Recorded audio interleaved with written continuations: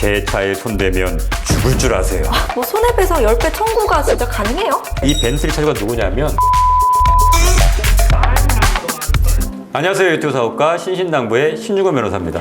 안녕하세요. 신신당부의 질문 요정 이가은입니다. 예, 오늘은 최근 운전자들을 단체로 열받게 한 사건이죠. 갑질 주차 논란에 대해서 알아보도록 하겠습니다. 저도 이거 뉴스에서 봤었어요. 예. 근데 이게 뭐 마치 서로 다 짠 것처럼 비슷한 이슈가 계속 나오는 것 같아요. 자기가 돈을 벌어서 좋은 차를 타는 거야 뭐 그게 문제가 되겠습니까만은 뭐 자기 차가 소중한 줄 알면 다른 사람의 소중함을 알아야 되는데 그쵸. 그 몇몇 개념 없는 분들이 소위 말하는 갑질 주차 논란을 일으켜가지고 그러니까 사실 이 용어 자체가 네. 최근에 생겨난 용어지 않습니까? 얼마나 이렇게 주차에 있어서도 갑질을 하면 갑질 주차라는 말까지 생겼겠어요. 그래서 이 사건을 통해서 이들을 처벌할 수 있는지 여부에 대해서 오늘은 좀 알아보도록 하겠습니다. 신중권 변호사의 신신당부 본격적인 출발에 앞서서 여러분께 드릴 말씀이 있어요. 구독, 좋아요, 댓글 정말 잊지 말아주시고 저희에게 아주 큰 힘이 되니까 지금 바로 하나씩 부탁드릴게요. 부탁드리겠습니다. 부탁드리겠습니다.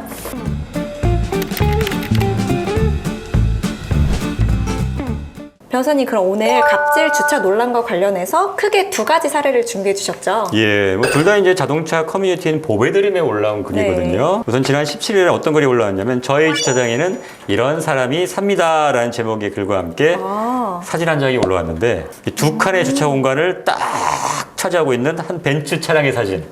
벤츠 차량의 사진. 예, 그러니까 네. 보니까 A 클래스긴 하더라고요. A 클래스라고 다들 갸우뚱하시더라고요. 예, 이게 뭐 S 클래스라면 조금 이해가겠는데 네, 다들 사실은 어떻게 보면 네. 입문용 이제 벤츠의 입문용 차량이기 때문에 그러니까요. 그러니까 아마 더 오히려 사람들이 약간 맞아요. 불안한 게 아닌가라는 생각이 좀 들긴 하더라고요. 네. 거기에 보면 주차 공간 두 칸을 막무가내로 차지하는 것도 모자라서 이 차량의 전면에 어떤 글귀가 써 있었냐면 네. 제 차에 손대면 죽을 줄 아세요. 어머나. 손해배상 10배 청구. 전화를 하세요. 라는 글귀가 적힌 종이가 놓여 있었습니다. 아니, 뭐 손해배상 10배 청구가 진짜 가능해요? 뭐 그거는 뭐 자기 마음인 거죠, 뭐 그냥. 아니, 그냥 이거 으름장처럼 써놓은 그러니까 걸까요? 뭐 나름 뭐 자기는 존댓말로 쓰긴 했어요. 하세요. 보통 경우는 내 차에 손대면 죽어. 뭐 손해배상 청구할 거야. 뭐 이렇게 반말로 보통은 쓰는데 협박 문자를 협박 글을 존댓말로 들리지 존댓말로 않는 했는데 협박. 오히려 기분 나빠요. 오히려 어떻게 되면 이상하다. 이렇게 쓴 게 문제가 됐었고요. 네. 또 한 가지 사례는 그 인천 아파트 단지의 한 벤틀리 차량 차주가 벤틀리. 그 경차 전용 구역이나 주차장 네. 통로에다가 이제 갑질 주차를 했다라는 인터넷 커뮤니티에 글이 올라왔어요. 이게 어떤 거냐면 그 인천시 네. 미추홀구 도화동에 있는 한 아파트 주민이라고 밝힌 작성자가 얼마 전부터 지하 주차장에 벤틀리 한 대가 몰상식한 주차를 해 많은 입주민들이 피해를 보고 있다.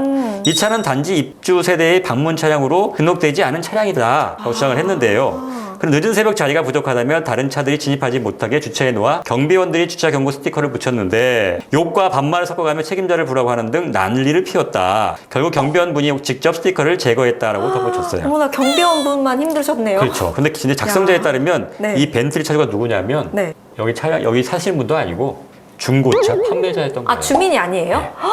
그러니까 중고차 이럴 수가. 판매자가 주민인 줄 여기다 알았어요. 놓고서 이제 차량을 이제 판매했던 거죠. 그다음에 경차 전용 구역에 두 칸에 걸쳐 주차하거나 차량이 지나다니는 통로에 겹쳐 차를 댄 것으로 파악이 되고 있습니다. 아니 근데 이렇게 갑질 주차를 한 경우에도 예. 정말 법적으로 처벌할 수 있는지 정말 궁금해요. 그렇죠. 이게 네. 참 사람 많은 분들이 궁금해하시는데 근데 결론적으로는 약간 마땅한 게 없어 오히려 더 공분을 일으키는 것 같아요. 차라리 이거 처벌할 수 있으면 그냥 빨리 처벌해 주세요 이러면 끝나는데 그게 안 되니까 이런 놈들 진짜 어떻게 이걸 어떻게 좀 했으면 좋겠는데. 이거는 사실 벤틀리에서 명예훼손 해야 되는 거 아니에요? 그러면 안 회사 좋게 생각날 것 차원에서 같아서. 회사가 네. 너가 우리 회사 지금 차의 전문가인- 이미지를 지금 네가 시키기 때문에 너를 상대로 내가 손해배상 청구하겠다. 네, 아주 명예훼손. 신박한 아주 시장인 논리인데요 이거. 저생 못했어요. 아니, 너무 제가 한번 억울할 벤틀리를 것 대리해서 같아요. 한번 고발을 한번 해볼까 싶기도 하네요. 근데 왜 이렇게 되냐면 네. 현행도로교통법에 따르면 네. 그 주차금지 구역에 차를 댈 경우에는 이게 이동 명령을 할 수가 있어요. 근데 어떤 경우냐면 도로인 경우에만. 이 주차장이 도로가 아니어서 지금 안 되는 그렇죠. 거구나. 근데 아파트 내부 통로나 주차장은 도로가 아니에요. 혹시 그러면 법적으로 도로가 뭐냐 궁금하시죠? 근데 그러니까 뭐 다 도로, 차만 다니까 도로 아니야. 그렇게 생각할 수 있는데 그게 아니라 도로교통법상 도로 뭐냐면 도로법에 정한 도로하고 현실적으로 다수의 사람과 차량이 통행할 수 있도록 공개된 장소여야 돼요. 원활하고 안전한 교통을 확보할 수 있는 장소여야 되는데 네. 이 아파트 지하주차장 같은 경우에는 아무나 이용할 수는 없잖아요. 주민이나 네. 용건 있는 사람만 이동할 수 있고, 그 다음에 보통의 경우에는 그 도로 같은 경우는 교통경찰관들이 단속하거나 이렇게 관리를 네. 하잖아요. 여기 아파트 같은 경우에는 누가 관리합니까? 경비원, 아파트 경비원들이 하잖아요. 특정한 사람들만 이용할 수 있게 된 거는 도로가 보이지 않는다는 거죠. 이 안에서 사실은 뭐 불법 주차를 한다 하더라도 이걸 뭐 이동 명령을 하거나 이렇게 할 수는 없다는 거예요. 그래서 뭐 아파트 번호 네. 자체적으로는 이게 막 붙이잖아요, 이렇게 스티커. 네. 뭐 그게 아주 강력하게 돼 있어 떨어지지 않게 막 그걸 붙이긴 하는데 지금 이사관처럼 와가지고 왜 여기다 붙여라고 하면서 막 시비 걸면 뭐 이걸 뭐 법적으로 처벌할 방법이 없으니까. 그쵸. 그래서 이렇게 시비가 되는 경우들이 있어요. 이런 거 진짜 어떻게 해야 돼요? 근데 또 한 가지 이제 제가 뭐 한 네. 가지 당부드리고 싶은 게 하나 있는데 아직까지 잘 모르시는 분들 있어서 드리는 말씀이에요. 옛날에 그 음주운전. 네. 음주운전 관련해서 아파트 주차장에서 음주운전 하시는 분들 굉장히 많았어요. 아파트 주차장에서요? 왜냐면, 그러니까, 아파트까지는 대리로 와가지고, 네. 아예 내리세요. 여기부터 제가 할게요. 이러면서 지금도 그래요. 지금도 이렇게 자기가, 내가 더 잘 주차할 수 있다면서, 끌고 들어가서 주차하신단 말이에요. 그러다가 이제, 술이 취했으니까 막 네. 기둥에도 받고 다른 차량에도 받고 이래가지고 다른 사람이 신고해서 이제 출동하는 경우들이 있는데 예전 같은 경우에는 이 음주운전도 마찬가지로 도로에서 음주운전한 경우에만 처벌이 됐어요. 그러다 네. 보니까 아파트 주차장에서 음주운전해도 처벌이 안 됐어요. 네. 그러니까 그걸 기억하고 계시는 분들이 있어요. 그래서 지금도 야 뭐 아파트 주차장에서 운전하면 상관없잖아. 그 도로 아니니까 음주운전 아니잖아. 이렇게 하시는 분도 있단 말이에요. 네. 그래서 이런 분들 때문에 도로교통법이 바뀌었어요. 네. 그래서 이제는 도로인지 여부와 상관없이 네. 무조건 핸들 잡고 운전하면 다 음주운전이에요. 처벌된단 말이에요. 네. 그래서 아직까지 옛날 그 기억 갖고 계시는 분들 때문에 주차장에서 운전해도 돼라고 하시다가 걸려서 처벌받는 분들이 있으니까 혹시 모르셨던 분들은 네. 꼭 기억하세요. 주차장도 이제 음주운전하면 안 되는 구역이다. 저는 사실 주차장이 도로가 아니라고 생각을 못했어요. 그렇죠. 뭐 네. 어차피 차 다니면 다 도로 아니냐고 생각할 수 있어요. 그러니까 네. 어떻게 보면 그런 마인드로 사실은 운전하시는 게 제일 좋은 거예요. 그쵸. 여기는 도로가 아니니까 내가 마음대로 해야지. 저긴 도로니까 내가 잘 지켜야지. 이거는 그것보다는 기본적으로는 다른 사람들을 배려하는 마음을 가지고 맞아요. 내가 어디서 운전하든 간에 내 차만 있는 게 아니라 다른 사람도 있으니까 조금 배려해서 내가 조금 예를 들면 주차를 하더라도 기둥에 붙여서 좀 공간을 네. 확보하거나 이런 식으로 좀 하는 게 좀 필요하지 않나라는 생각이 맞아요. 들어요. 그리고 저는 사실 아까 좀 궁금했던 게, 막 죽는다, 막 이렇게 협박을 했잖아요. 그렇죠, 그렇죠. 절대 건들지 말아라, 막 예, 이렇게 협박의 어조로 이렇게 예, 글을 예. 써놨다고 했는데, 어떻게 보면 이거 협박도 협박인데. 그러니까 이거 어떤 맞아요. 처벌이 그러니까 우리가 되는지 궁금해요. 보통 말하는 협박에 해당되지만 근데 이게 보통 형사적으로 처벌할 수 있는 협박죄냐는 또 다른 문제라고요. 그쵸? 형법의 283조에는 뭐라고 되어 있냐면 사람을 협박한 자는 3년 이하의 징역 또는 500만 원 이하의 벌금, 네. 그리고 또는 과리에 처한다고 되어 있어요. 그래서 이때 협박이란 건 뭐냐면 일반적인 사람에게 공포심을 일으킬 정도의 해악을 고지하는 것 이렇게 얘기한단 말이에요. 그러니까 말 그대로 너 죽여버릴 거야 이것도 해악을 고지하는 거기 때문에 네. 이게 협박으로 볼 수도 있는데 네. 근데 협박죄가 되느냐 여부는 단순히 그런 거 갖고만 하는 건 아니라 실제로 상대방이 공포심을 느낄 만한 정도냐 갖고 따진단 말이에요. 네. 근데 반대로 뭐 나는 죄를 해하려고 한 의도가 전혀 없었어. 그렇다 하더라도 상대방이 만약 그 말을 듣고 내 공포심을 느꼈다. 그러면 또 협박죄가 되는 거예요. 근데 이 사안 같은 경우에 보통 이렇게 주차 관련해서 이렇게 뭐 너 죽는다 어떤다 이렇게 하는 거는 네. 단순히 그냥